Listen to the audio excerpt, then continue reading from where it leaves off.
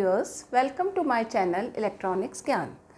आज हम ओपीएम के बारे में स्टडी करेंगे। ये हमारे मॉड्यूल 7 का लेक्चर नंबर 6 है। इसमें हम पढ़ेंगे कि op amp as a summing amplifier कैसे वर्क करता है। Summing amplifier means op amp adder की तरह कैसे वर्क करता है, इनपुट वोल्टेज को किस तरीके से ऐड करता है वो हम यहाँ पे देखेंगे, यानी ओपीएम एज एडर। ये डायग्राम ओपीएम एज एडर के लिए बनाया गया है। इसको हम नॉन इन्वर्टिंग मोड में नहीं लेके इन्वर्टिंग मोड में काम में ले रहे हैं, क्योंकि ये जो आपने देखा था पिछले लेक्चर्स में, हमने देखा था कि ये माइनस ये प्लस है, यानी अगर यहाँ हम इनपुट सिग्नल देते हैं नेगेटिव पे तो ये इन्वर्टिंग मोड हो जाएगा, और पॉजिटिव पे अगर इनपुट सिग्नल देते हैं तो वो नॉन इन्वर्टिंग मोड होता है। तो यहाँ हम देख रहे हैं कि जो पॉजिटिव वाला इनपुट टर्मिनल है उसको हमने ग्राउंड कर दिया, और नेगेटिव वाले पे हमने डिफरेंट वोल्टेजेस दिए जिनको कि हमें ऐड करना है। यहाँ पर 3 वोल्टेज हैं, VA, VB और VC। ये हम यहाँ पे दे रहे हैं इनपुट पे, जिनको कि हमें ऐड करना है। हम चाहते हैं कि आउटपुट में ये वोल्टेज ऐड होके मिले। और ये RA, RB, RC एक सीरीज़ में रेजिस्टेंस लगाए हैं।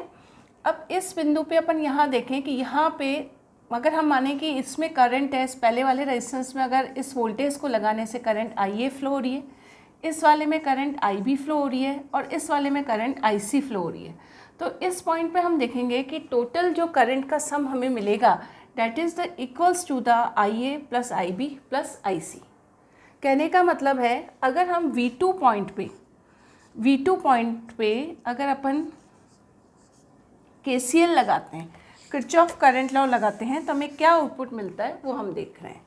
तो हमने यहाँ देखा कि इस बिंदु पे जो करंट है that is equals to IA plus IB plus IC।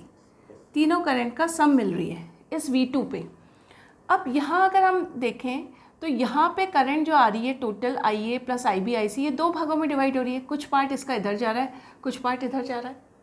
तो अकॉर्डिंग टू KCL किसी भी नोड पे अंदर आने वाली करंट का सम बाहर जाने वाली करंट के इक्वल होता है। तो इस पॉइंट पे हम देखें V2 से जस्ट पहले इस बिंदु पे जो करंट आ रही है वो 3 आ रही है, IA, IB एंड IC। तो हमने लिख दिया कि अंदर आने वाली करंट है IA plus IB plus IC, और बाहर जाने वाली 2 करंट है। अगर हम इस करंट को IB मानते हैं, दिस इज़ IB, और फीडबैक रजिस्टर में जो करंट आ रही है उसको IF से रिप्रेजेंट करते हैं।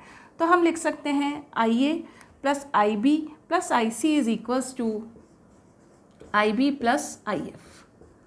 ये चीज़ हम यहाँ पे लिख सकते हैं अकॉर्डिंग टू द KCL। इस V2 नोड पे हमने KCL लगाया। अब आप यहाँ देख सकते हैं कि RF है, ये हमारा एक फीडबैक रेजिस्टेंस है, और RL हमारा लोड रेजिस्टेंस है जिसके अक्रॉस हम आउटपुट ले रहे हैं। हमने जो ओपीएम है उसके लिए जो IC यूज़ करी है वो है IC 741। इसको यूज़ करके हम ये सर्किट की वर्किंग देख रहे हैं।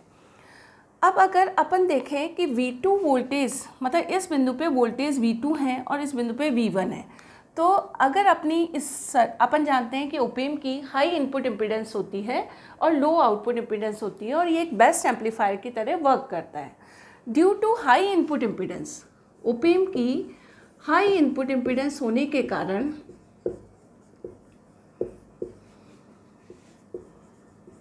आपकी IB जो होती है वो अप्रॉक्सीमेटली 0 के बराबर होती है। मतलब हम ये मानते हैं कि IB की वैल्यू लगभग 0 होती है। अब IB की वैल्यू लगभग 0 हो गई, और यहाँ हमने IB की जगह 0 पुट कर दिया, तो क्या बचा हमारे पास IA plus IB plus IC is equals to IF।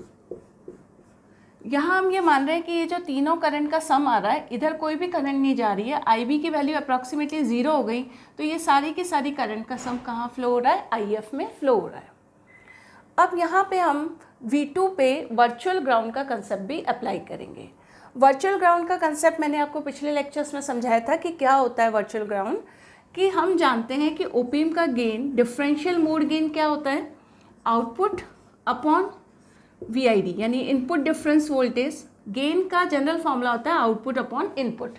यहाँ पे इनपुट क्या है, इन 2 टर्मिनल्स के इनपुट के डिफरेंस के बराबर है, यानी ये हो जाएगा V1 माइनस V2।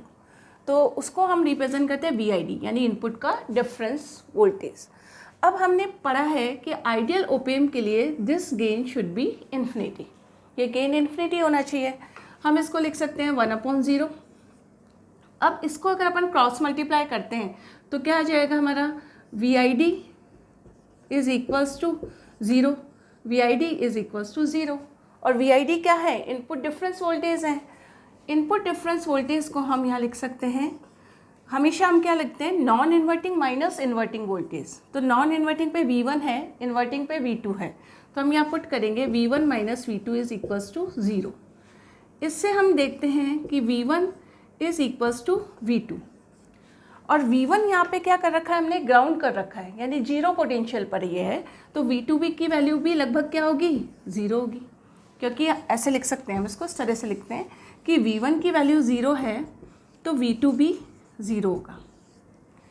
एक्चुअल में V2 0 नहीं है, V2 वर्चुअली ग्राउंड है, क्योंकि V2 पे तो आप देख रहे हैं ये VA के कारण पोटेंशियल हो सकता है, VB VC 3 voltage source V2 पे यहाँ पे इस बिंदु पे हमने लगाए हैं। तो हम ये नहीं कहते कि एग्जैक्टली ये 0 के बराबर होता है, अप्रॉक्सीमेटली 0, क्योंकि कोई भी ओपेम आइडियल नहीं होता, प्रैक्टिकल ओपेम होते हैं। हम ये आइडियल ओपेम के लिए कंडीशन ड्राइव कर रहे हैं, तो हम ये मान रहे हैं कि उसका गेन क्या होता है, इन्फिनिटी होता है। वैसे ओपेम का गेन बहुत हाई होता है। तो ये हुआ वर्चुअल ग्राउंड का कंसेप्ट कि V1 ग्राउंड पोटेंशियल पे है but V2 is also virtually ground. तो हम ये कैलकुलेशन मैंने आपको समझाई है, यहाँ हम इसको ऐसे लिख सकते हैं कि V2 की जो अप्रॉक्सीमेट वैल्यू है वो है 0 वोल्ट। ये हम यहाँ पे काम में लेंगे वर्चुअल ग्राउंड का। अब IA की वैल्यू हम कैसे कैलकुलेट करेंगे? IA की वैल्यू कैलकुलेट करने का तरीका है, इस बिंदु का वोल्टेज है VA, इसका है V2, तो आप कह सकते हैं RA पे वोल्टेज ड्रॉप क्या होगा, VA minus V2। Input VA है और इधर V2 वोल्टेज मिल रहे हैं, तो RA पे वोल्टेज हो गए VA माइनस V2। अगर हमको IA की वैल्यू निकालनी है तो IA की वैल्यू हो गई VA minus V2 upon RA। तो IA की जगह अगर आप पुट करते हैं VA minus V2 upon RA, plus IB की जगह पुट करना है, तो IB करंट कितनी होगी, IB करंट होगी, यहाँ का वोल्टेज है VB, इस पॉइंट का वोल्टेज है V2, तो VB minus V2 divide by RB, तो ये वैल्यू हो जाएगी अपने IB की। सिमिलरली IC की अपन कैलकुलेट कर सकते हैं, VC यहाँ का वोल्टेज है V2, तो VC minus V2 upon RC, तो ये वैल्यू हो जाएगी अपनी IC की। तो हम यहाँ वैल्यू पुट कर देते हैं।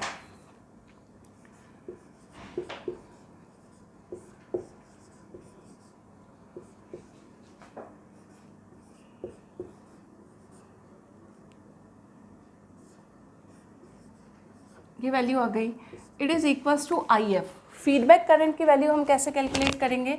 अब इस बिंदु पे वोल्टेज है V2 और इस बिंदु पे वोल्टेज है VO, तो इस पे कितने वोल्टेज ड्रॉप हो गए, V2 माइनस V0, ये वोल्टेज ड्रॉप हो गए RF पे। तो IF की वैल्यू, इस करंट की वैल्यू क्या हो जाएगी, V2 minus V0 upon RF।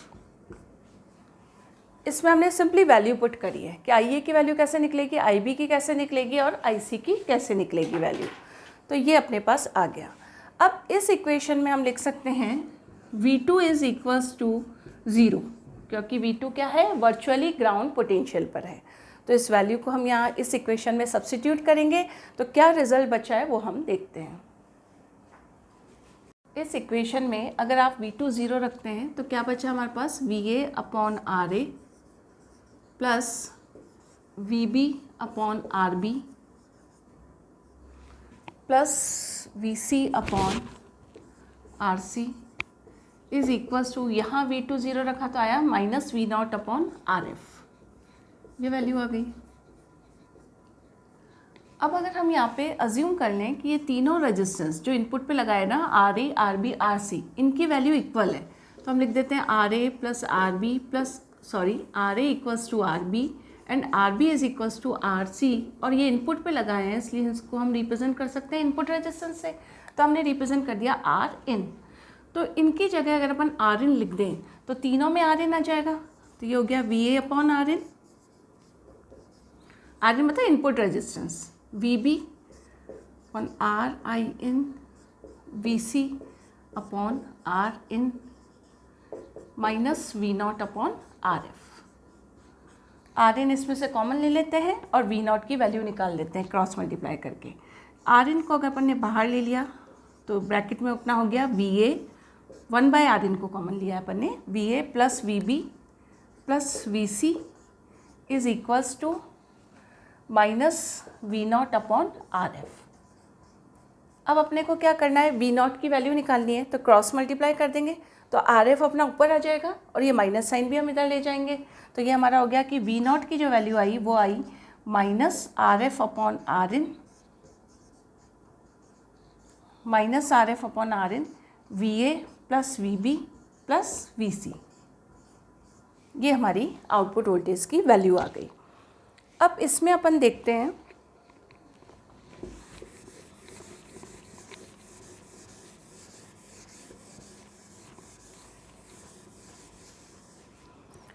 अगर हम ये मान लें कि आर एफ और आर इन की वैल्यू इक्वल है, मतलब फीडबैक रेजिस्टेंस और इनपुट रेजिस्टेंस की वैल्यू इक्वल है, if R F is equals to R in, तो ये दोनों कट जाएंगे। आर एफ की जगह भी हम आर इन लिख देंगे तो ये कट गया।